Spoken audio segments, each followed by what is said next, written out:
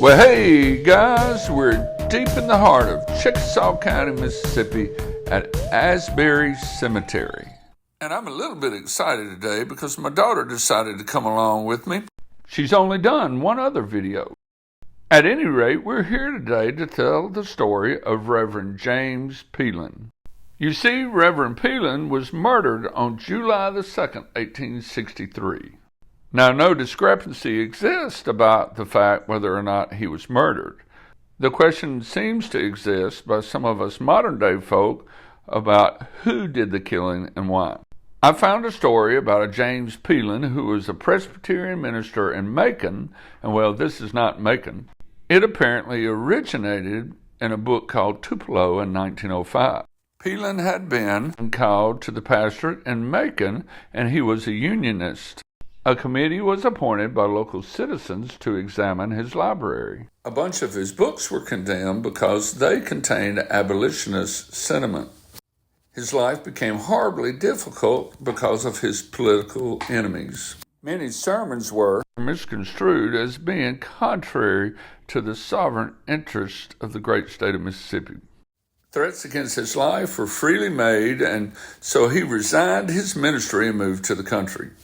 One evening, while walking on his lawn, he was shot and wounded terribly. He lingered for a few days and was soon to recover. He was at home one evening eating supper when three men knocked on his door and asked his wife if they could have supper. She left to meet their needs when one of the men said to him, "All the supper we want is to kill you, you infernal Unionist and abolitionist," and instantly fired on him. And supposedly he said, after being shot by three men, "Father, forgive them, for they know not what they do." The next version of the story seems to be more supported by the church here locally. He was born in Kentucky in 1820, and about 1845 he moved to Ohio. He met and married a Josephine Doherty, and they had 6 children. In 1860 his wife died, and in 61 he came to Mississippi. He did preach for a bit in Macon and Center Point. In 1862, he was transferred to Chickasaw County. In August, he was tried in Okolona, and in October, he was tried by the Presbytery in Starkville on the charge of having written letters that were derogatory to the character of an elder of the church. He wrote these letters over fictitious signatures, and this elder had been the provost marshal at Okolona. The charges were withdrawn, and in November he married Sarah Atkinson. In December, his new mother-in-law died, and he was charged with poisoning her. In 1863, his brother-in-law took up the rumor, so Reverend Pelan demanded that the body be exhumed and examined, or the slander silenced. Just a few days later, Reverend Pelan told family members that his brother-in-law had shot him. His doctor said he would recover if he didn't bleed to death. Before the Presbytery could meet to investigate the charges against Reverend Pelan's character, he was assassinated in his house by 3 men calling themselves soldiers. After 3 days of investigation, the Presbytery adopted the resolution that says, "It is not the intention of the Presbytery, nor do we feel authorized to pronounce either sentence of acquittal or condemnation upon a man already in his grave." The Presbytery also recommended that people in the community to abstain from any reflection upon the memory of the deceased and from any unnecessary reference to these rumors. So the church told them not to talk about it. Now, I found a newspaper article in the Richmond Dispatch dated August 20th, 1863. Entitled, "Tragedy in Mississippi, Murder of a Minister." It reads, "The annals of crime furnish but few cases, if any, more shocking than the horrible assassination of the late Reverend James Pelan, a Presbyterian minister residing in Chickasaw County, 12 miles west of Okolona, Mississippi." It says on July the 2nd, Reverend Pelan was in his field about a mile from his house, superintending his servants while they worked. He heard a noise and walked in the direction of that noise.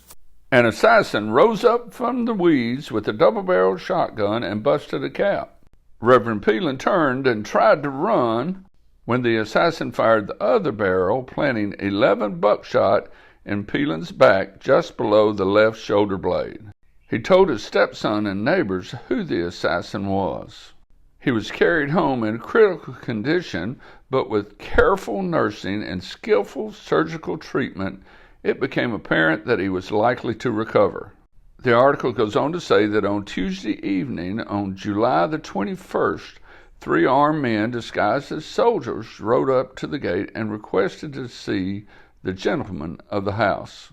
Just then, the supper bell rang, and so the 3 men asked could they have supper. Mrs. Pelan went into the dining room as the 3 men came onto the porch. The boy told the men where they could find his father.